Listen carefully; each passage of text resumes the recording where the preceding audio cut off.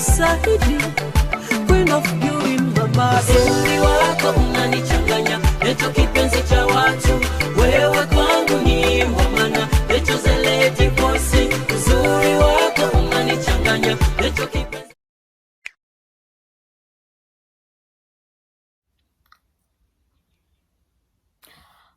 Hi, welcome back to my channel. Yes, I told you guys we are back, like with the speed even.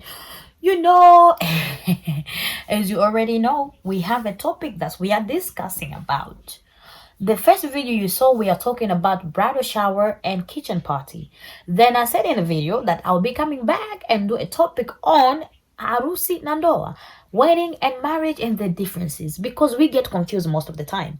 Sawa, bila kupoteza muda wenu, because I feel like if video itakuwa short unless kama nikidrag maongezi then itakuwa long, but this video is more likely to be short because nili explain wedding mwingine video yangu ambayo nilifanyaga. So a wedding is just a ceremony. Ni ceremony ya kufanya mavows then.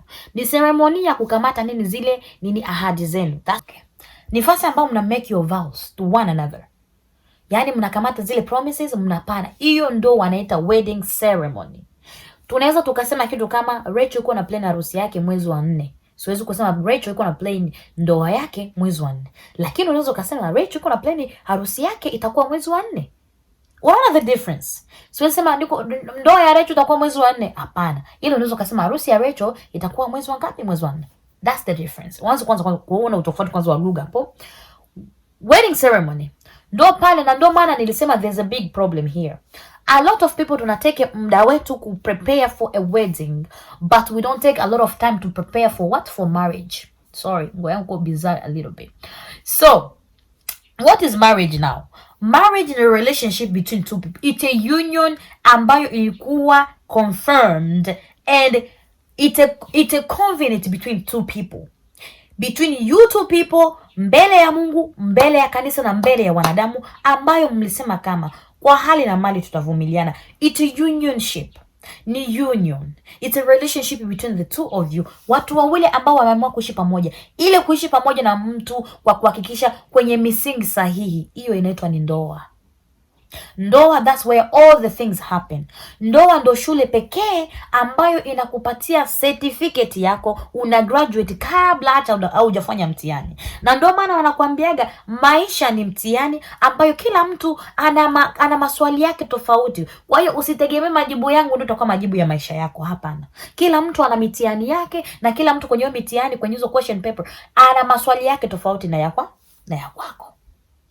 Marriage is where after the ceremony mnakuja sasa nyumbani, mnaanza kuishi maisha mnayoishi na partner wako. That's a marriage.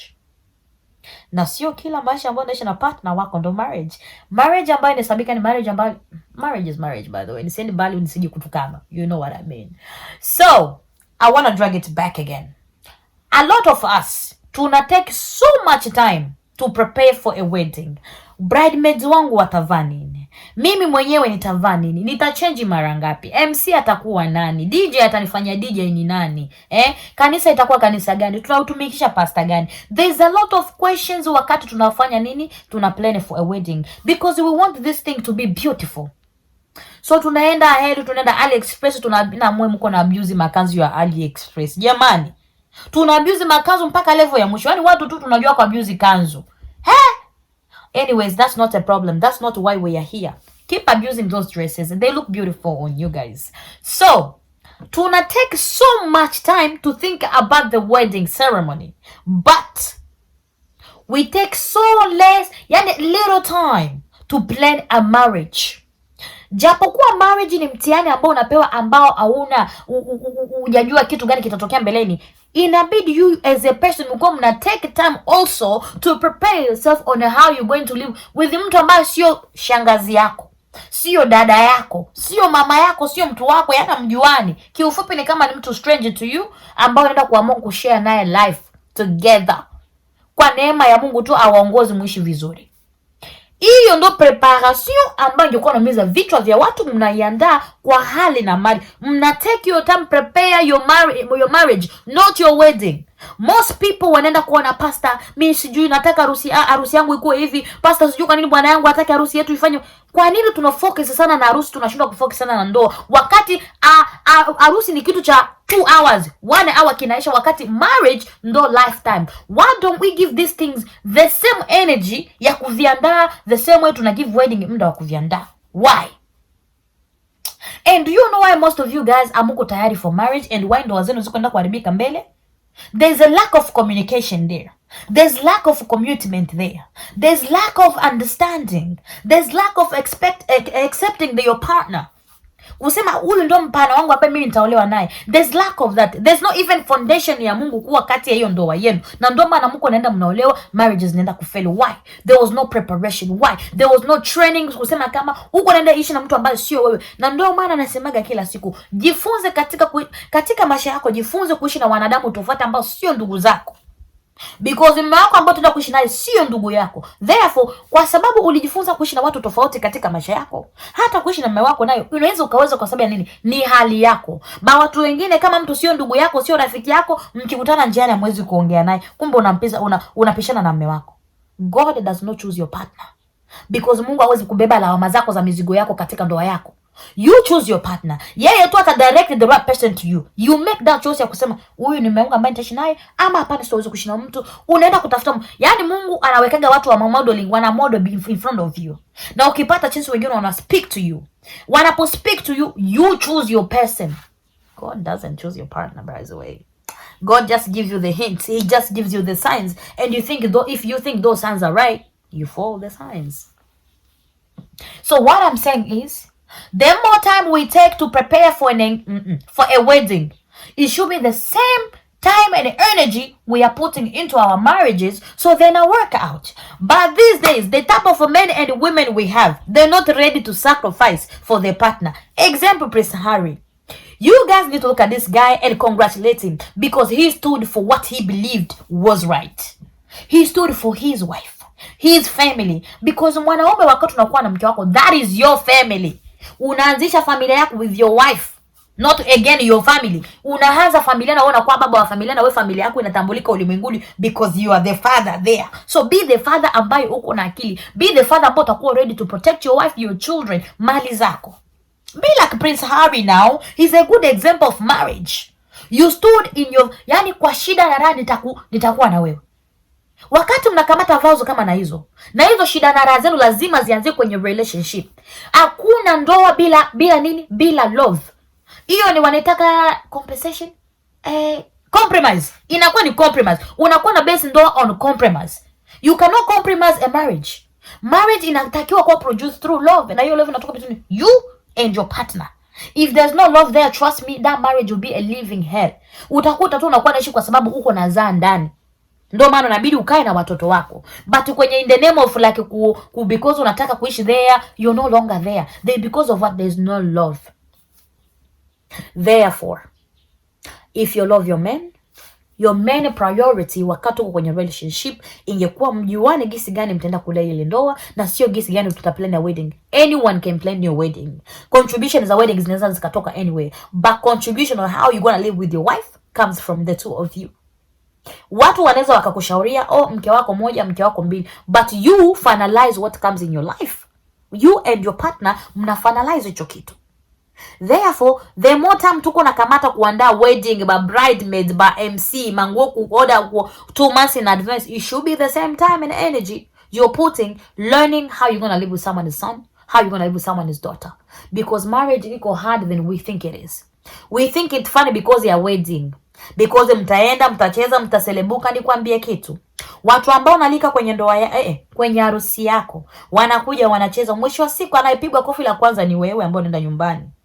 Mnaweza mkafika nyumbani kweli amsemeshani tena na mwenzako. Kumbe kule kuhold tu mlikuwa mnasemeshana kwa sababu ule umati wa watu ilibidi muact hapo. Yani mlikuwa waigizaji wazuri, mkapura una face like kila kitu kiko sawa, lakini mnapofika nyumbani kila mtu yuko kivyake. that can be marriage for you. Your marriage you more likely ku start on a positive note or negative note. It depends on how hiyo harusi yenu ilipita, because kwenye harusi kuna vituko vikubwa sana, shetani anajiinua sana.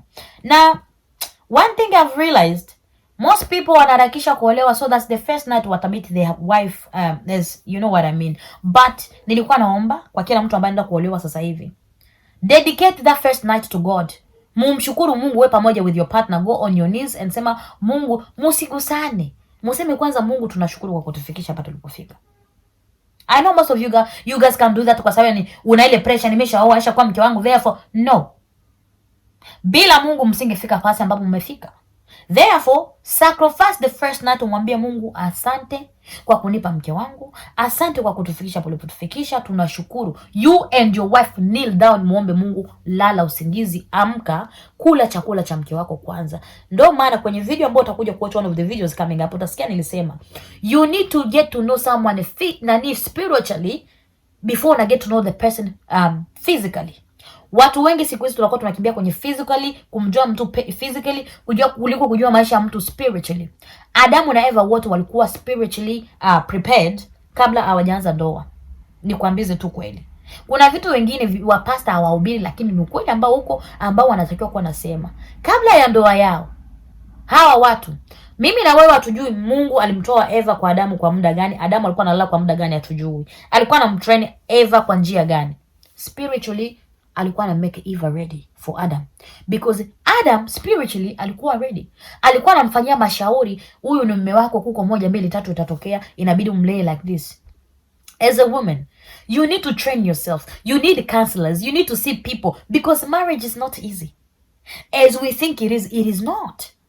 Unahitaji kuona watu, unahitaji kuongea na watu, wakushauri, wakuelezea mawili matatu, so that when you go into this journey you're well prepared for it. But the problem with us, tuna focus more fulani alifanya nini kwenye engagement yake, fulani alifanya nini kwenye harusi yake, so tunaenda kufocus sana na kitu kinyi fulani alifanya. Lakini fulani anapopigwa yeye akwambia hivyo. Na siku hizo social media inawadanganya sana, happy couple, I love you my husband, you're the best thing that has ever happened to me. Wakati deep down ndani unapigwa kila siku, unakufa huko ndani hujui. Lakini because sisi wanadamu tu tuna focus sana kitu gani kitamake wanadamu wengine happy, tuna post. That's no good. Ndoa inabidi iwe ndoa ya amani, na hakuna ndoa bila upendo, hakuna ndoa bila msamaha. There's no ndoa without upendo, there's no ndoa without submission. Watu wengi tuko na fail kusubmit. Mwanamke, from today, go learn the meaning of submission ni nini. Mwanaume, go learn the meaning of love your wife inamaanisha vitu gani. Because if you're doing your part, I will do my part. The same way, love haiwezi kuja bila submission, na submission haiwezi kuja bila love. Hivi vitu viwili vinaambatana. Uliza mapasta wenu watafsirie vizuri. Kama unataka your wife they have to submit under you, kila kitu ambacho tunasema kiende according to your will, you gotta learn how to love your wives. Na you mwanamke, if you want your men to love you deeply, you gotta learn how to submit under them. By submitting under a person, you're not their servant. Please, hata kama walipewa authority ya rule over you, you're not their servant. Uko msaidizi wao, and that's on period. Na msaidizi akaniamua when nafanya kazi and when I go, I'm not forced to stay in one place. Therefore, authority, mtafute njia ya kutumia authority yenu kwa njia ya kujenga ndoa zenu, sio njia ya kubomoa ndoa zenu au njia ya kudharau wake zenu kwa sababu ni mwanamke na nimepewa authority juu yake, therefore nyende ni mdharau. Hapana, ule ni mfupa wa mfupa wako, ubavu wako. Je, wewe ukiumia, so una feel pain? What make you think ukiniumiza mimi sita feel pain wakati wewe ni mfupa wa mfupa wangu? Ninapomia mimi mke wako lazima feel my pain because yani tunapendana. Right? So inabidi unaumia na wewe. Unapoumia tunaumia pamoja, tutajua gisi gani ya kuleana kwa njia ambayo sio ya kuumizana, lakini hivyo vitu hatuvifikiri kabla tujienda kwenye ndoa. Sisi tuko tunaenda tu in the name of going, tunaenda tu na sisi tuonekana tumeolewa, niko na bwana, niko na mke hivi sasa hivi na watoto 5, basi inakuwa kama vile ndoa inakuwa nafanyika in the name of competition. Haifanyiki tena kwa sababu ya ile value ya ndoa. Ndoa zilikuwa zamani. Right now inakuwa ndoa versus competition ya ndoa. There is a real deal. Na ndio maana niko nasema wanaume wa kweli kama Prince Harry, it's really hard to find, because wanaume wa siku hizi watakugombania, instead watakuacha waende kugombania mwanamke mwingine. That happens a lot lately. Unaona? So inabidi utafute mwanaume ambaye yuko willing kukufightia for, anakuprotect from family drama, from anything ambazo inaweza cause pain in your heart. They have to be there for you. So I wish you guys the very very best in your marriages, and I pray and hope that Mungu atakuwa your first counselor before we become your counselor. Kitu kingine ambacho mnatakiwa kuwa nafanya jamani, muinvolve Mungu katika maisha yenu more than mnainvolve sisi wanadamu, because aujui labda hiyo ndio wao mimi sitaki hata itumike, unakuja ni approach mimi Rachel moja. Hapana, approach Mungu, ongea na Mungu. Sisi wanadamu tunaweza tukaongea kwetu, lakini atakaye kuongoza vyema ni Mungu wako peke yake. Kwa hiyo ndio hivyo. There's a huge difference between marriage and between marriage and weddings. Tusikuwa tuna confuse vitu viwili. They are totally two different things. Wedding is just a ceremony. Marriage is where you go and live with your partner forever to infinity and beyond. That's where marriage happens. Is a school where they give you a certificate kabla hata uja graduate. Yani unapata graduation bila hata kusoma. Unaanza kujifunza mwanzo, siku yako ya kwanza unaingia kwenye ndoa. Huyo mume wako. Na kitu kingine kabla sija end video ni kusema kama mwanaume wako ambao unamjua mu relationship, asio mwanaume ambao utategemea kuwa naye katika ndoa, kwa sababu watu wanabadilika. Relationship is where tunafanya advertisement. Tuko kwenye marketing. We want to sell the good product. We want people to buy our product. Therefore, we have to put the best on the table. We have to put our best personalities on the table. We have to put our best characters on the table. Because we want people to buy from us. Once people buy from us, tunapata profit. Once we have that profit, tunaweza kuuse profit anyhow we want to use the profit. This is an example of marriage. Wakati unakama una date Rachel na kuonesha good behavior only, na tutaficha makucha so bad, because niko naenda kuishi na wewe forever, sitaweza kuficha tabia yangu forever, itabidi nijifunue. Ndio maana niko nasema usitegemee mwanaume ambao uko na date naye right now is the same man ambao tunaenda kuishi naye katika ndoa. Ni baadhi sana ya wanaume ambao au wanawake ambao uko nayo katika uhusiano watakuwa the same way ukikuja kuwaoa. Wanawake wanabadilika na wanaume pia wanabadilika. Tunaficha makucha, lakini tukiolewa makucha yanakuwa na yanachomoka. Therefore be very careful. Andaa moyo wako kuwa disappointed. Andaa moyo wako kuanza kujifunza mtu wako kuanzia mwanzo, yani kumsoma from A to Z, because pale ndo reality ya maisha ita happen. Ndo pale atakwambia I don't like the way you speak to my mom. Do not talk to my mom like that. Do not talk to my sisters like that. Lakini wakati alikuwa kwenye ndoa alikuwa anambia brother yako alinipigia simu alisema 1 2 3. Eti why my brother will talk to you like that? Sister yako aliniambia 1 2 3. Why will my sister talk to you like that? Lakini kifika kwenye ndoa cases zina change. Na wewe mke wangu nao unazidi kila siku ripoti kuhusu ndugu zangu. Mbona wewe ndugu zako wanafanya hivi? Hayo yote maneno makashfa kama nayo yatatokea. Je, umeshajiandaa kupokea kashfa kama na hizo? Je, uko unaolewa tu kwa sababu ya mke wako? Kwa sababu tu ya mume wako, au na kuhusu kuona nini kwa kusudi ya familia nzima? Inabidi uolewe kwa kusudi ya familia. Na ndio unaolewa kwa sababu ya mume wako because unataka kuanza familia yako na mume wako, lakini ujue kama ule asingekuwa mume wako au mke wako bila familia yake, kuna watu ambao walimkuza, kuna watu ambao walimlea, ambao wewe pia you need to take care of those people, because you also when you leave someone else will take care of your people. Yaani hapa kwenye maisha tunachiana roles and responsibility. Wamoja wanatoka wengine tunaingia, wamoja wanatoka wengine tunaingia. That's how life is. Kwa hiyo uwe tayari kulea watu ambao walikulelea mke au mme. Be ready for that. Be ready. Yani inabidi ujifunze kuishi na watu wa aina tofauti, because utawakuta kule mbele ambako uko naenda. Sasa kama mtu ambao unajua kuishi na watu kama wakina Rachel, au unajua kuishi na different type of person like me, utaenda kusurvive kwenye marriage. Ukikuta bwana wako kumbe yeye mwenzako alikuwa anakunywa pombe, akukwambiaga kitu, unafika kwenye ndoa pombe ndio inakuwa habari ya mjini. Hiyo hali ya hivyo utaweza kuivumilia? Na kama utaweza kuivumilia kwa njia gani? Je, una hekima, una ile wisdom ya kuvumilia hicho kitu kinapotokea? Hiyo ndo ndoa. Hapana harusi. Harusi tutajua the bridesmaids dresses. Tukisha aju kule that's it. Tutaenda tukaba tutasirikiane tu asi tutaongea, lakini kinachofuata kikubwa ni hiyo ndoa hiyo. Be ready to be disappointed. Be ready kuchukiliwa, kwa sababu sio kila ndugu ya mume wako atakupenda na sio kila ndugu ya mume wako atakuchukia. Kuna ambao watasupport ndoa yako, kuna ambao watakutetea, na kuna ambao watakupigana, na kuna ambao watakuchukia na kabla hujasema obi ule mtoto mwanamke wa mke wa fulani mimi simpendi. Alivyokuwa tu simpendi, hali yake anaonekana kama mchoyo, anaonekana kama mchawi. Utapewa ma titles. Are you ready? Are you willing kubeba hizo titles? Because you have to be ready to take all those titles. Sio kila mtu ambaye anakupenda, and we know that. Hata Yesu mwenyewe hakupendwa na kila mtu. Hata baadhi ya mitume wake hawakumpenda. Therefore kule nako ni kuenda kuolewa na kuoa, Kuna mama yako mko anaweza kukuchukia, baba yako mko anaweza kukuchukia, lakini haimaanishi kama it's the end of the world. Kama uko na enough love for your husband, utakuwa na enough love for your people. You need to have enough love in your heart. Unabidi kuwa na enough love in your heart ambayo utaenda kusacrifice kwa ajili ya ndoa ambayo unataka kuingia ndani. And this is why I'm saying love is very very important, and forgiveness is very important. Kuna upendo alafu kuna msamaha na maombi. Jamani, watu wengi tunasaulika kuombea ndoa zetu. Unapomuomba Mungu, unaposema Mungu akupatie, ukuwe na ile nguvu ya kuongea, kusamea na kuomba. Hivi vitu vitatu tena na command sana.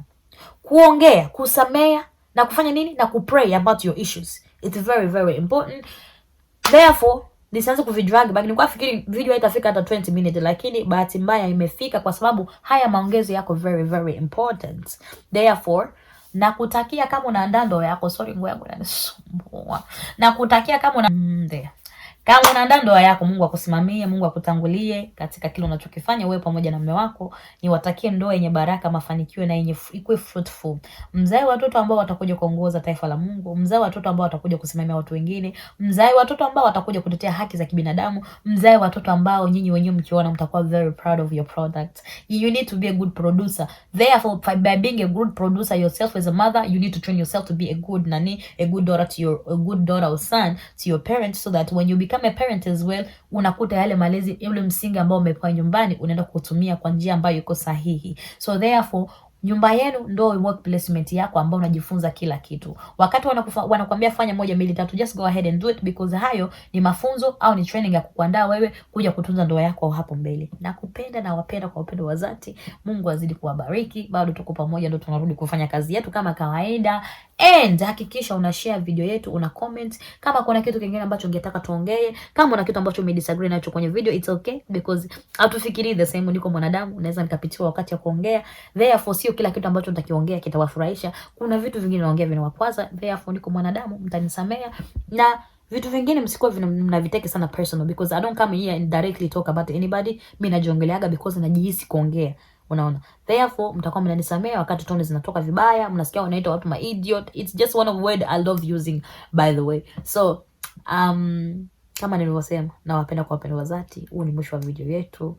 Share the video na watu wengine, na Mungu azidi kuwabariki. I was your one and truly your one and only Rachel Saidi, aka Fictive representative of Congo. We are in and out for good. Bye for now. I'll see you guys in my next video.